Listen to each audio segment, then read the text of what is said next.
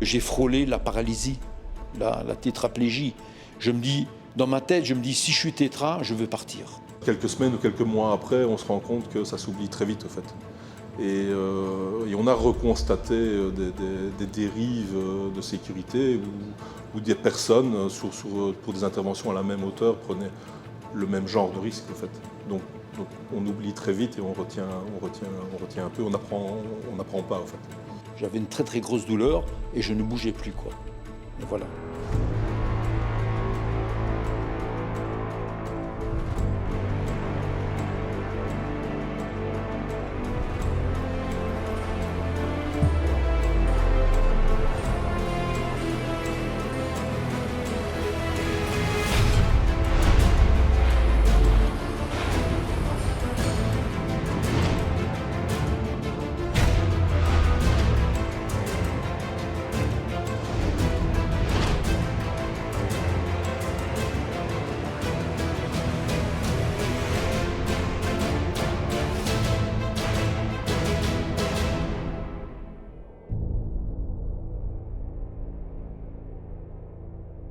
Ce matin-là, la mission était de replacer la poutre qui maintient le vérin qui actionne le fouloir de notre broyeur. Donc c'est une poutre qui pèse 800 kg, qu'on avait ramenée à l'atelier pour la démonter et la ressouder correctement, ce qui n'était pas le cas auparavant. Et là, la manutention du jour était de la ramener de l'atelier jusqu'à la tour de broyage, à l'étage au-dessus du broyeur, pour remettre cette poutre-là à sa place.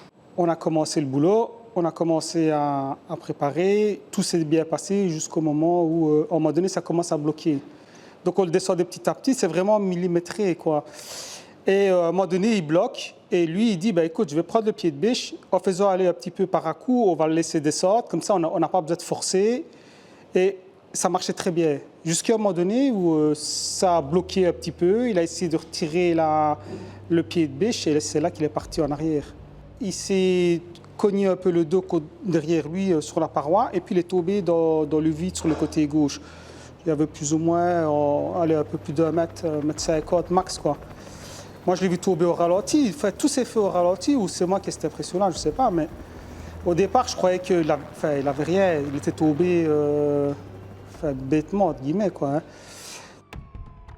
Nous sommes le 8 avril 2025. Il est un peu plus de 8 heures du matin. Omer contourne la machine pour rejoindre Egidio, persuadé qu'il va se relever. Mais Egidio reste immobile. Conscient, il demande qu'on ne le touche pas. La douleur est très vive. Son premier réflexe, vérifier que ses jambes répondent.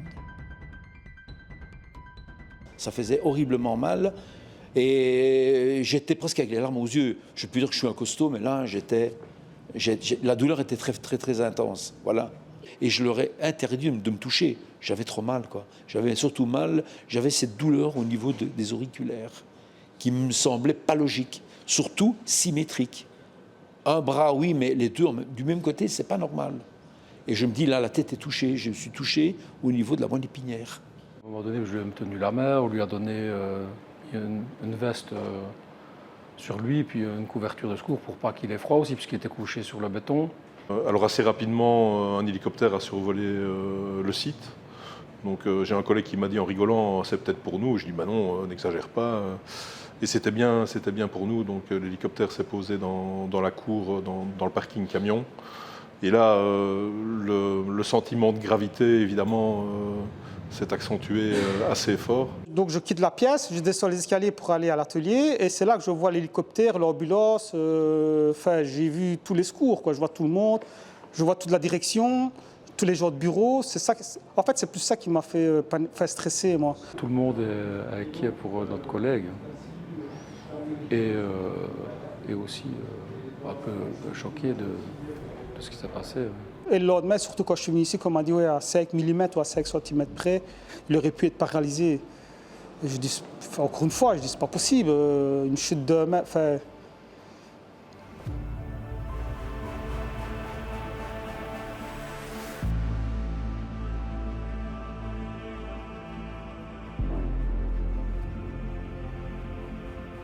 D'abord, la première chose que j'ai eue, c'est quand j'ai chuté, j'avais des gants.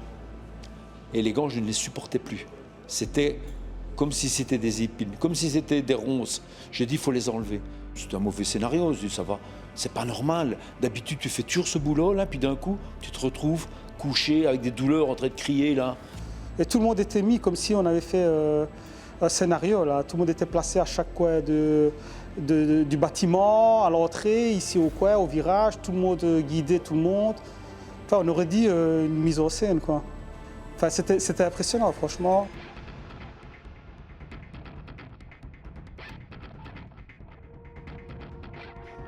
En tant que directeur d'entreprise, Eric est immédiatement considéré comme suspect. Je passe 2 auditions. Donc, d'abord une première audition en tant que suspect principal, mais sans des conséquences de privation de liberté. Et puis ensuite, il me dit non, vu la gravité de l'accident, je dois vous auditionner sous un autre formulaire, parce que vous pourriez être privé de liberté si les conséquences de l'accident étaient plus graves que donc, une paralysie ou un décès.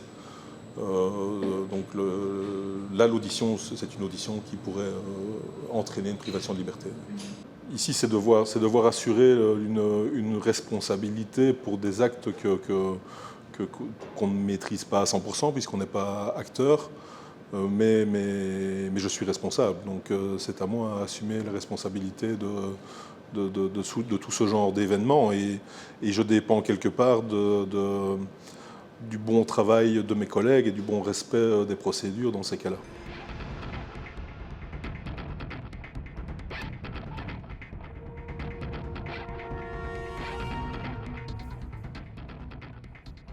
Sans sécurité, on ne va nulle part, et où on y va autrement que sur ses 2 jambes, avec ses 2 bras, avec sa tête.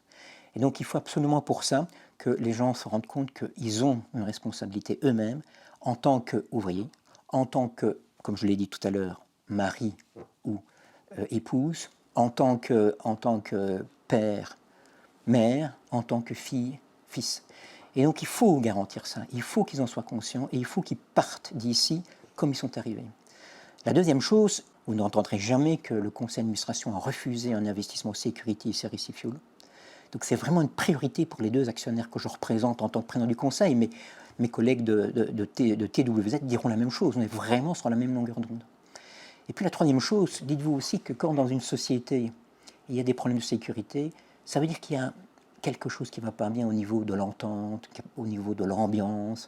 Et quand on veut défendre une société pour des investissements, pour montrer que c'est une référence, Serisi Fuel est une référence dans son domaine. Et donc la sécurité, ou les indicateurs sécurité, sont aussi importants pour croire en la société, pour investir.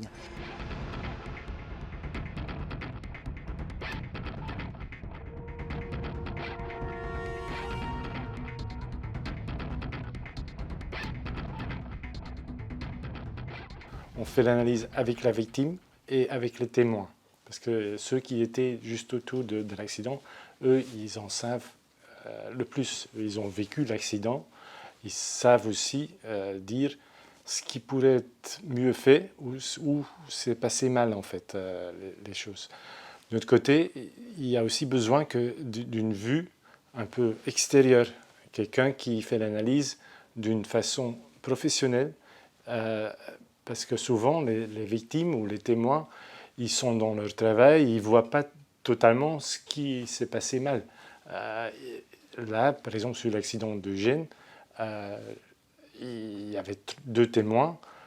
Pour moi, c'était un acte dangereux qui s'était fait par Eugène, mais aucun des témoins n'a interrompu Eugène pour dire oui, mais vous êtes en train de faire quelque chose qui pourrait être dangereux. Donc, ils n'avaient pas conscience que c'était un acte dangereux. Peut-être que la routine fait oublier certains réflexes basiques, oui. Ça choque quand même et ça fait réfléchir. Ce qu'on n'y pense pas, c'est une question de rapidité. Ce qu'on veut, c'est que les machines tournent le plus vite possible. Donc on fait moins attention, on veut aller vite, pas par ennui ou pas parce que voilà, il faut qu'on passe à autre chose, mais parce qu'on veut que les machines continuent à tourner. Quand on est pris dans un travail comme nous faisons, mécanique, maintenant sous production, il y a des moments donnés où on sous-estime le danger, on ne le voit plus. Et il nous paraît banal, quoi. Et ici, franchement, chez Serisi Fuel, la sécurité, c'est le top. Hein. Moi, je travaillais dans une autre boîte avant où c'était la pression, on devait aller vite pour essayer de démarrer, mais ici, Ici, on me dit d'abord la sécurité, tu mets 1 heure, on ne te dira jamais pourquoi tu as mis 1 heure. Chez Récifuel, personne ne sera jamais blâmé pour prendre du temps afin d'assurer sa sécurité, même si la tâche dure 5 minutes et que la mise en sécurité en prend 30. Pourtant, sur le terrain, ce message semble avoir peu d'impact. Nous avons voulu comprendre pourquoi.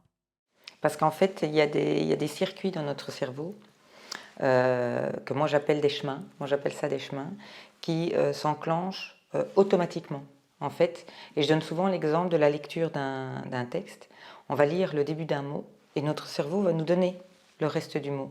Pourquoi ? Parce que le chemin de ce mot, hop, c'est enclenché. Et dans les environnements, même hostiles, mais où on a développé des habitudes, c'est le chemin qui va directement se mettre en route. Dès qu'il y a quelque chose qui correspond à un chemin qui est inscrit dans le cerveau, hop, c'est ce chemin-là qui va s'enclencher. C'est une question d'automatisme, même si il y a des dangers. Et en plus, quand il y a ces circuits qui sont mis en route, eh bien, ça coûte moins en énergie. Alors on fait quoi ? L'accident d'Egidio nous rappelle que les pires blessures peuvent aussi se produire dans les plus petits gestes. Grâce à la psychologie, on vient de comprendre que notre cerveau est paresseux. Mais pas que. Notre cerveau adore nous jouer des tours en permanence. Tout a une utilité. Pas question de se dire qu'on ne peut rien y faire.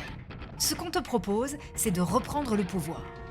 Pour briser cet automatisme, il faudrait instaurer des petits changements. Pas des choses énormes, parce que ça déjà, ça va être rédhibitoire pour les personnes. Des changements trop importants, ça va être rédhibitoire. Mais des petits changements petit à petit. Ça, c'est quelque chose qui peut très bien fonctionner. C'est aussi important de mettre en place une hypervigilance, d'essayer de créer à nouveau une hypervigilance, et donc par des nouveautés, une forme de nouveauté permanente. Quand on fait quelque chose de nouveau, on est très concentré, on est hyper vigilant parce qu'on veut être compétent. Tu fais bien ton boulot. Et ton vrai objectif, c'est de rentrer entier, profiter de ton salaire, rester auprès de ceux que tu aimes. Ton premier rôle, c'est donc de garder l'esprit clair. N'oublie pas, ton cerveau peut te jouer des tours. La psychologie et la communication l'expliquent bien, nos habitudes, nos lieux familiers, ces gestes qu'on croit maîtriser sont parfois les plus piégeux. Pourtant, toute notre vie, on peut ajuster nos réflexes, ouvrir la discussion, veiller les uns sur les autres. Il suffit parfois de changer quelques détails dans sa routine, régulièrement, pour rester en sécurité. On ne va pas souvent dans l'usine, très peu même, donc c'est vrai qu'on ne se rend pas toujours compte de tout ce qui s'y passe et de tous les risques qu'ils prennent au quotidien. Je fais beaucoup plus attention quand je descends les escaliers. Je ne me sens plus à l'aise, par exemple, sans ma Minerve.